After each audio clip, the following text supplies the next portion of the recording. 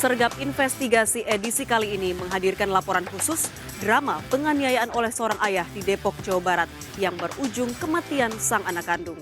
Halo pemirsa, saya Anggita Disastra. Kita jumpa lagi di program Berita Kriminal. Bersama kita akan mengungkap dunia kejahatan dengan berbagai laporan kriminal dalam Sergap.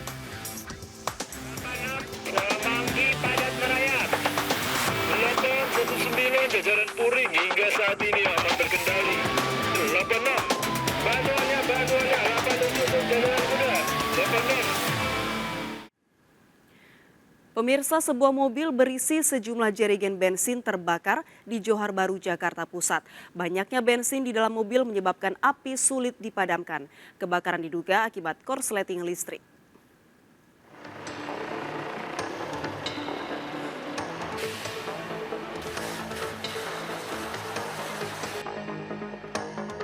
Mobil bermuatan rijen bensin terbakar hebat di Jalan Raya Letjen Suprapto, Kelurahan Tanah Tinggi, Kecamatan Johar Baru, Jakarta Pusat. 2 buah tabung alat pemadam ringan tidak mampu memadamkan kobaran api. 5 drijen bensin yang berada di dalam mobil membuat petugas pemadam kebakaran kesulitan melakukan pemadaman. 3 unit mobil pemadam kebakaran dikerahkan ke lokasi. Kebakaran diduga akibat korsleting listrik. Lari, minta tolong, saya kemari cuma ngeluarin apar doang. Berapa apar tadi ini keluar, Bang? Kami baru ngeluarin 2, yang satu macet. Oh. Tapi nggak padam juga? Yang 2 hampir cepat padam. Oh. Yang terakhir karena macet, keluar lagi apinya. Sampai TKP, ternyata juri yang terbakar ini habis belanja BBM. Jadi api agak susah dipadamkan. Padahal kita udah pakai tipol. Sampai TKP, sang supir itu udah nggak ada. Bakarnya apa konsleting? Ya, biasanya konsleting. Ini menurut warga ya, memang kenyataannya memang dalam nih banyak bensin, di dalam banyak bensin. Kebakaran ini menyebabkan arus lalu lintas yang menuju Monas Pasar Baru Ancol dialihkan ke jalur bus Transjakarta. Tidak ada korban jiwa, kebakaran ditangani Satuan Reses Kriminal Polres Jakarta Pusat. Dari Jakarta, Miftahul Gani melaporkan. Tidak memiliki uang, seorang pria merusak warung sembako di Kupang, Nusa Tenggara Timur. Pelaku kesal karena tidak diberi rokok oleh pemilik warung. Pelaku melempar tumpukan rak telur ayam hingga pecah.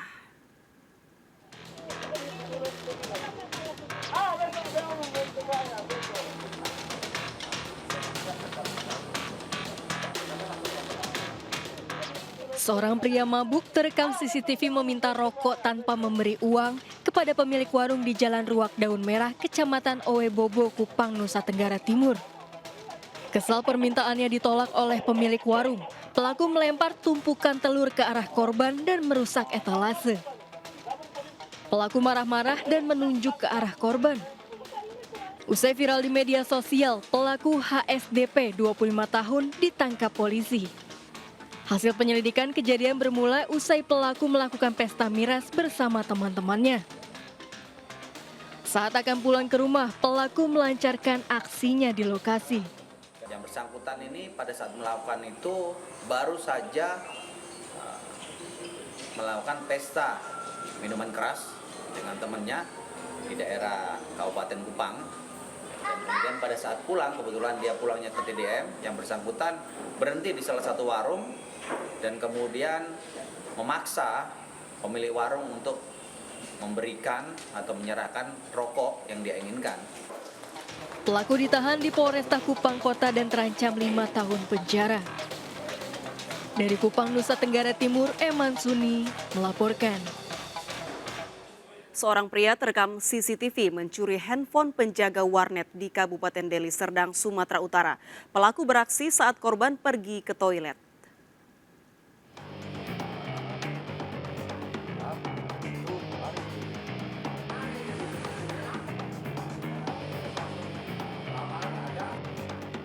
CCTV merekam pelaku pencurian handphone masuk ke warung internet di Jalan Makmur Pasar 7, Kecamatan Bandar Khalifah, Kabupaten Deli Serdang, Sumatera Utara. Sebelum beraksi, pelaku berulang kali membeli pulsa untuk bermain game. Mengetahui penjaga warnet pergi ke toilet, pelaku langsung mengambil handphone yang berada di atas meja kasir. Pelaku kabur melarikan diri. ditengok CCTV, gelisah udah tengok sana sini terus lari ke meja kasir terus ngambil HP terus lari dia. Ini Pak sudah membayar duluan atau belum? Udah dibayar duluan, orang isi pulsa minta berapa kali lah gitu. Dia mungkin main apa? Game slot itu rasa kan. Udah sempat berapa kali dia ngisi pulsa, 30, 20, 25 gitu. Pemilik warnet berharap pelaku mengembalikan handphone yang telah dicuri, jika tidak korban akan lapor ke polisi. Dari Deli Serdang, Sumatera Utara, Amiruddin melaporkan. Seorang ayah dan anak balitanya tewas akibat kecelakaan di Mesuji, Lampung. Sepeda motor yang dikemudikan korban terbakar usai ditabrak truk tangki.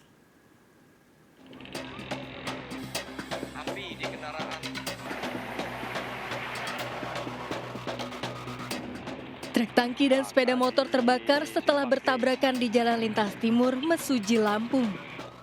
Kobaran api melalap bagian depan truk serta motor yang berada di kolong truk. Akibat kecelakaan, 2 orang tewas yakni Iskandar 43 tahun serta anak balitanya Zia Lakita 3 tahun. Korban balita terjebak di kolong truk sehingga butuh upaya ekstra untuk mengevakuasi jenazah. Kecelakaan berawal saat truk yang melaju dari Tulang Bawang menuju Palembang hendak mendahului kendaraan yang di depan. Saat bersamaan datang motor dari arah berlawanan. Diduga hendak mendahului kendaraan lain, di depannya melaju kendaraan sepeda motor sehingga terjadi laka lantas dan sempat dari titik tumbur tertarik sekitar 500 meter sehingga menumbur jembatan dan sempat terjadi percikan api kebakaran. Untuk korban sekarang di mana Pak? Korban kedua-duanya di Rumah Sakit Purwusada, anak 3 tahun dan bapak keduanya meninggal di tempat. Satlantas Polres Mesuji langsung menggelar olah TKP. Korban tewas dibawa ke Rumah Sakit Puri Husada. Polisi memburu supir truk yang melarikan diri. Dari Mesuji, Lampung, Ahmad Lutfi melaporkan. Sementara itu, seorang pria pengendara motor tewas setelah terlibat kecelakaan dengan minibus di Toraja Utara, Sulawesi Selatan. Kecelakaan diduga akibat korban kehilangan kendali saat melintas di pertigaan jalan.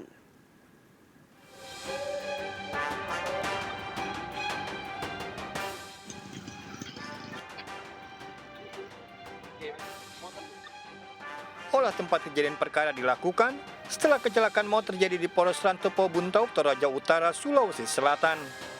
Peristiwa berawal saat motor melaju kencang dari arah Buntau menuju Rantepau. Tiba di pertigaan jalan dekat objek wisata Ketekesu, motor diduga hilang kendali hingga menabrak sebuah minibus. Karena sebenturan membuat korban terluka parah. Korban sempat dievakuasi warga ke Rumah Sakit LM Rantepau, namun tak tertolong. Keluarga tak henti menangisi jenazah Risto Pasang Paembong 30 tahun. Mobil yang Jazz ini dikiranya sudah mau belokkan ke Ketekesu, namun tiba-tiba mobil muncul dari arah depan sehingga terjadi kecelakaan antara mobil Jazz dengan motor di Jalan Poros Ketekesu.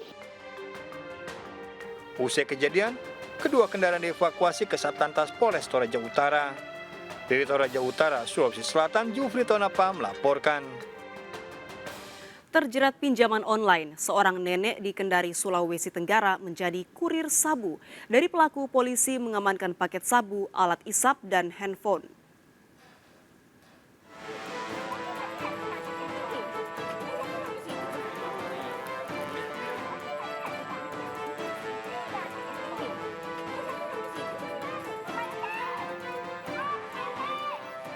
Kalsum berteriak histeris saat dibekuk tim Satuan Res Narkoba Polresta Kendari, Sulawesi Tenggara. Nenek 58 tahun tersebut ditangkap karena menjadi kurir sabu. Dari pelaku, polisi mengamankan barang bukti berupa 15,8 gram sabu, alat hisap atau bong, serta handphone. Pelaku mengaku mengedarkan sabu karena terjerat pinjaman online. Sabu diperoleh dari seorang supir lintas kabupaten melalui handphone dengan upah 3 juta rupiah. Dirinya mengambil barang ini dari jasa angkutan darat, ya. Pengakuannya seperti itu. Di Kecamatan Mandonga, setelah itu dia bawa ke Andonohu. Jadi pengakuannya akan diedarkan atas petunjuk dari seseorang yang dia belum kenal ya namanya. Jadi seseorang yang belum dia kenal namanya ini hanya memberikan informasi melalui via telepon. Dan baru pertama kali melakukan komunikasi, dan apabila barang ini berhasil diedarkan, maka saudari UK ini akan diberikan upah senilai atau sebesar 3 juta rupiah. Tersangka diperiksa di Satres Narkoba Polresta Kendari. Tersangka terjerat Undang-Undang Narkotika dengan ancaman 20 tahun penjara. Dari Kota Kendari, Sulawesi Tenggara, Febriono Tameng melaporkan. Wanita berkebaya merah dalam video mesum yang viral mengaku menggarap video asusila dengan judul 1 lawan 3. Bersama sang kekasih, pelaku juga merilis 92 video dan 100 foto syur dengan tema berbeda.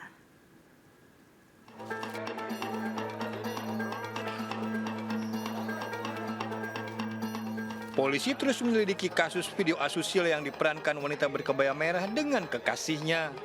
Sejak ditangkap, polisi telah menyita sejumlah barang bukti diantaranya HP, hard disk, dan laptop. Setahun beraksi, polisi menemukan 92 video asusila dan 100 foto tanpa busana. Video-video tersebut mempunyai judul berbeda, salah satunya 1 lawan 3. Seluruh video merupakan pesanan yang diterima tersangka AH melalui media sosial. Melakukan penyitaan video elektronik hard disk dari tersangka ACH dan AH dan menemukan sekitar 92 part video porno dan 100 foto nude. Tak hanya dalam negeri, pesanan video asusila juga datang dari luar negeri. Sementara sistem pembayarannya melalui uang elektronik. Sejak kapan mereka melakukan produksi ini? Setahun ini, Pak. Setahun ini menghasilkan 92 video. Ya. Pasarnya di mana? Lokal atau luar negeri? Dulu di Indonesia sama luar. Polisi kini memburu pemesan video asusila tersebut. Kedua pelaku terancam minimal 5 tahun penjara. Aksi kebaya merah menjadi viral karena menggunakan baju mirip dengan pakaian adat Bali. Dari Surabaya, Jawa Timur, Rahmat Ilyasan melaporkan. Bocah perempuan korban pembunuhan ayah kandung di Depok, Jawa Barat ternyata dibunuh di ruang belakang. Namun jenazahnya ditemukan di ruang tamu. Lokasi pembunuhan terungkap setelah tersangka dibawa polisi ke rumahnya untuk melakukan prarekonstruksi.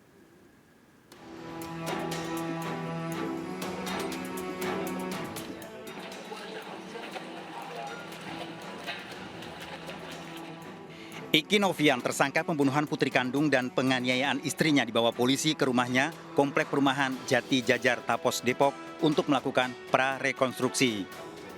Tersangka kemudian memperagakan urutan kejadian sejak pertengkaran di ruang tamu dengan istrinya.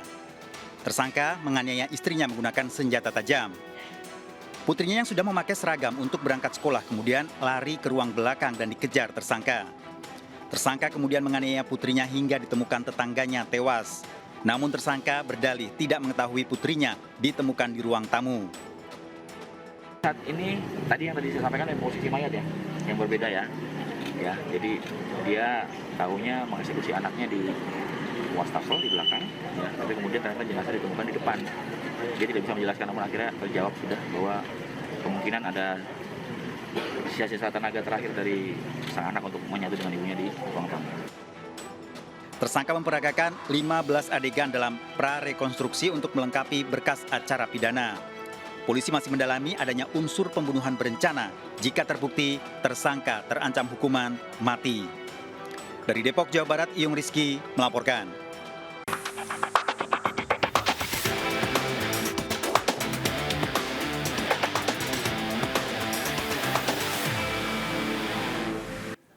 Pemirsa, seorang pria membunuh putri kandung dan menganiaya istrinya secara sadis di Depok, Jawa Barat. Pelaku yang merupakan pecandu narkoba sejak 10 tahun lalu melakukan pembunuhan usai pesta sabu. Penganiayaan dipicu pertengkaran dengan korban karena pelaku pulang menjelang subuh.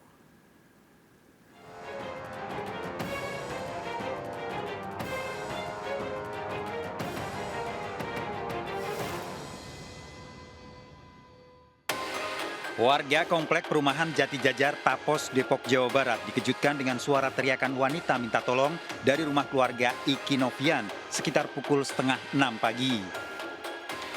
Di dalam rumah, warga mendapati Putri Iki, siswi kelas 5 SD, tewas dengan luka di sekujur tubuhnya. Korban tewas mengenakan seragam sekolah. Sementara Lala, ibu korban, ditemukan dengan luka mengenaskan di leher dan kepala. Pelaku penganiayaan ternyata Iki, suami Lala. Maksudnya saking seringnya juga, ya udahlah, udah biasa namanya rumah tangga, ya udah gitu. Terus sampai sekarang ini kita nggak tahu. Nah puncaknya malam itu, malam ini. Subuh kayaknya mas. Subuh. Apa yang didengar tetangga? Ya ribut-ribut biasa, ribut itu udah biasa, udah saking seringnya kita udah ya udahlah gitu. Udah biasa kalau kayak gitu masa apa sih ribut ya rumah tangga gimana sih gitu, berantem gitu, banting suara gitu udah sering. Iki ditangkap polisi di rumah tetangganya. Panjang sih Pak, bolak-balik panjang. Sempat bawa anak yang kecilnya apa? Iya, anak yang kecil dituntun sama dia itu, dituntun sambil bawa golok panjang, terus dia meluk Pak Heru tuh ada saudaranya, meluk, dia minta maaf. Habis itu dia duduk di sini di bawah, terus kita tenangin dia biar dia mungkin dia, saya juga nggak tahu dia ada gangguan apa atau gimana, yang jelas. Pada polisi, pelaku mengakui telah membunuh putri kandungnya. Ya, jadi awalnya saksi yang tinggal di lantai 2 rumah ini ya, mendengar suara teriakan dari korban. Kemudian saksi turun ke bawah untuk menolong korban, dan kemudian karena melihat pelaku masih mengganggu buta ya, jadi belum berani turun. Sehingga kemudian setelah pelaku di luar, saksi kemudian menghubungi warga kita untuk membantu korban di bawah. Kalau dilihat dari luka memang sadis ya, ada beberapa bacokan, beberapa juga jari yang terputus, segala macam. Jadi kita masih menunggu hasil fisik juga dari. Polisi mengumpulkan sejumlah barang bukti dari lokasi pembunuhan, termasuk memeriksa para saksi, juga adik pelaku yang sempat diancam dibunuh. Sedangkan Lala dirawat intensif di Rumah Sakit Tugu Cimanggis, Depok akibat luka senjata tajam di kepala dan leher.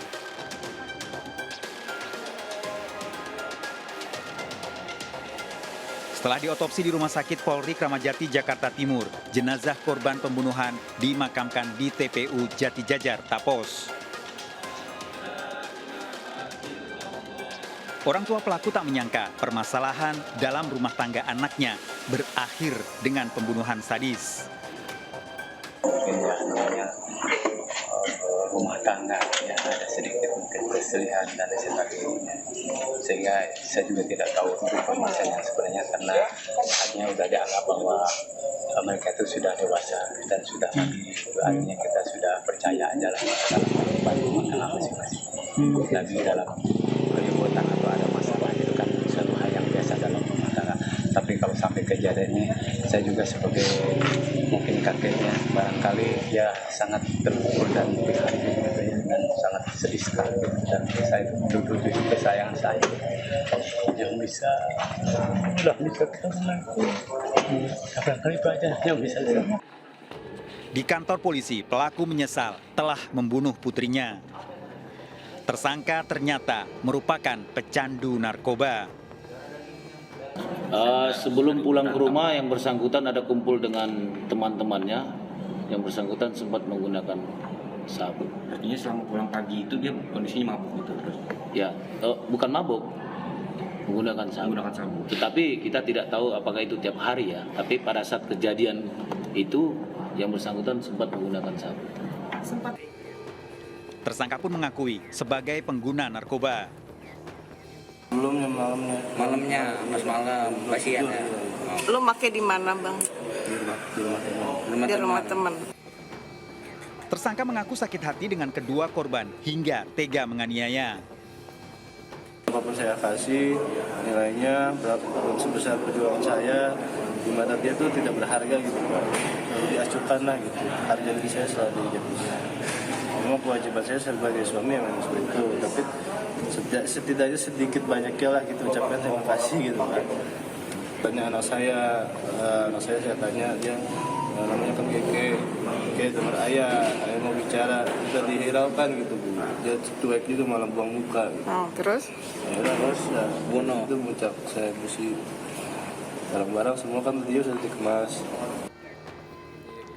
Dari barang bukti rekaman CCTV, sebelum terjadi pembunuhan, tersangka sempat beribadah di masjid sekitar rumahnya. Ternyata tersangka ke masjid untuk membuang narkoba. Ke rumah jam 2, kemudian setelah cocok pelaku keluar untuk membeli makan nasi uduk dan kemudian ke masjid sholat. Kita cek ya, di situ ada CCTV yang memang pelaku kedapatan memasuki masjid tersebut. Dan memang pada saat diperiksa juga pelaku mengakui bahwa barang bukti narkoba juga dibuang di area atau tempat wudhu ya di seputaran masjid situ. Dan sudah kita cek juga ada barang bukti plastik klip ya. Untuk narkobanya sendiri sudah larut dalam air tapi dipastikan itu adalah narkoba jenis. Dalam pemeriksaan oleh tim Reskrim Polres Depok, permasalahan dalam rumah tangga muncul sejak tersangka meminta istrinya keluar dari pekerjaan. Sejak beliau resign dari tempat kerjanya Pak, saya harapkan kan kalau misalkan dia keluar dari tempat kerjaan, di rumah tuh bisa fokus dengan mengurus anak lah gitu. Cuma yang ada malah, ya saya Pak, juga seorang istri memang di rumah tuh banyak. Cuma kan setidaknya bisa menempatkan lah gitu. Apalagi Lala memiliki tanggungan utang dan tersangka berjanji akan melunasi. Memang begitu beliau resign, dulu pernah ada kerjasama sama koperasi di tempat kerjanya mengenai pinjaman piutang yang besarnya boleh saya sebutkan sekitar 70 jutaan dan masih ada sisa 50.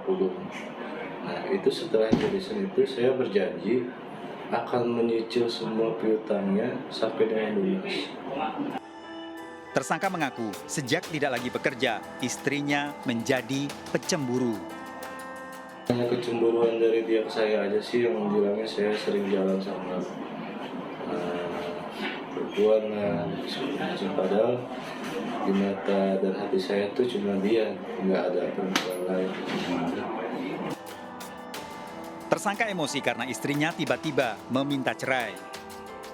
Saya kaget Pak, itu semua barang-barang dia, bahkan baju-baju anak saya itu sudah dikemas semua. Dan dia tanya, saya tanya, maksudnya ini apa? Dia menjawab, kan kamu udah nolak saya. Dalam arti kapan saya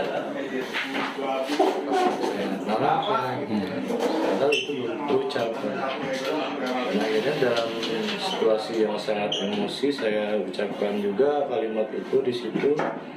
Setelah itu ya anak yang pertama dia bilang dia bawa, anak yang kedua saya yang emosi. Saya udah buta, udah gelap, emosi. Saya tanya lagi ke dia apa benar ini sudah menjadi keputusan yang bulat. Dia diam. Pertengkaran yang terjadi sebelum pembunuhan karena korban menanyakan janji tersangka untuk melunasi utang. Tanya terkait masalah kebiasaan pelaku sering pulang pagi dan keluar malam, juga menanyakan masalah hutang atau cicilan rumah ya, untuk apakah sudah dibayarkan atau belum. Di situ terjadi cekcok mulut yang besar ya, kemudian pelaku keluar rumah. Tersangka menyiapkan senjata tajam yang disimpan di ruang tamu. Adalah terkait masalah permasalahan itu yang sudah 2 bulan terakhir ini menjadi latar belakang cekcoknya mereka ya. Kemudian memang pelaku tampak seperti sudah mempersiapkan apabila terjadi cekcok lagi ya. Kita lihat bahwa ada parah yang sudah selalu ditaruh di bawah meja di sekitar sini sehingga mudah diambil oleh si pelaku ya. Kemudian pada saat malam itu memang menjadi puncak karena si istri akan pergi keluar dari rumah membawa anak yang pertama. Senin 31 Oktober malam hari, Iki pesta sabu bersama teman-temannya. Iki pulang ke rumah sekitar pukul 2 dini hari, sehingga memicu pertengkaran dengan istrinya. Iki kemudian memilih keluar rumah untuk membeli makan. Selasa 1 November pukul 3:20 dini hari, Iki ke masjid dekat rumahnya. Di tempat wudhu, Iki membuang 2 klip paket sabu. Iki berada di masjid hingga melaksanakan sholat subuh berjamaah. Sekitar pukul 5 pagi, Iki pulang ke rumah mendapati Lala telah mengemasi pakaian dalam tas bersama 2 anaknya, kemudian minta diantar ke rumah pamannya. Lala meminta cerai sehingga memicu kemarahan Iki. Sekitar pukul 5:30 pagi, Iki mengambil senjata tajam. Iki menganiaya istrinya kemudian membunuh putrinya yang memalingkan wajah tak mau menjawab pertanyaan pelaku. Aku mengakui bahwa sejak tahun 2012 ya, atau 10 tahun ini sudah mengkonsumsi narkoba. Namun seberapa sering kita masih harus pastikan dulu. Ya, memang malam itu habis menang main video online, kemudian uangnya dibelikan narkoba untuk dikonsumsi bersama teman-temannya. Gitu. Jenis yang dipakai? Jenis narkotika jenis sabu-sabu ya. Ya, kalau urin positif, keterangan pelaku juga menyatakan habis mengkonsumsi narkoba, namun tidak mengurangi kesadaran karena pelaku masih bisa mengendarai sepeda motor, makan, kemudian melaksanakan sholat, dan juga mengerti apa yang dibicarakan oleh sang istri sehingga pelaku emosi.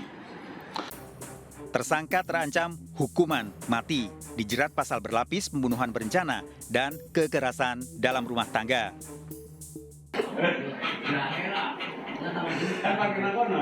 Semua terjadi begini saja, Pak. Tanpa direncanakan. Saya bisa mohon maaf kepada pihak keluarga istri dan keluarga saya mohon maaf.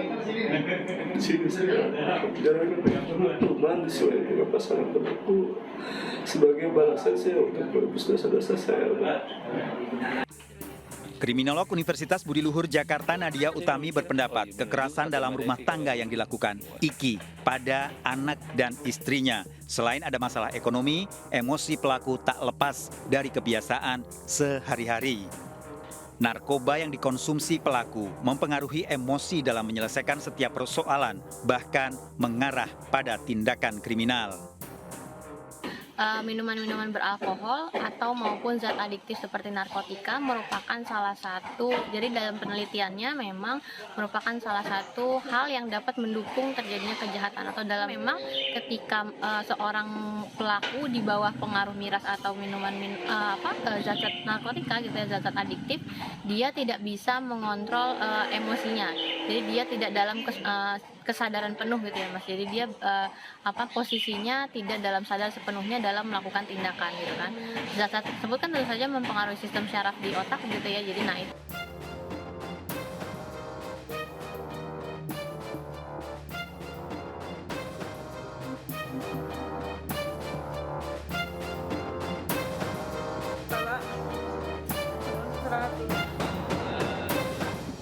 Dua pencuri laptop di Lubang Buaya Cipayung, Jakarta Timur babak belur dihajar massa usai terjatuh dari kendaraan.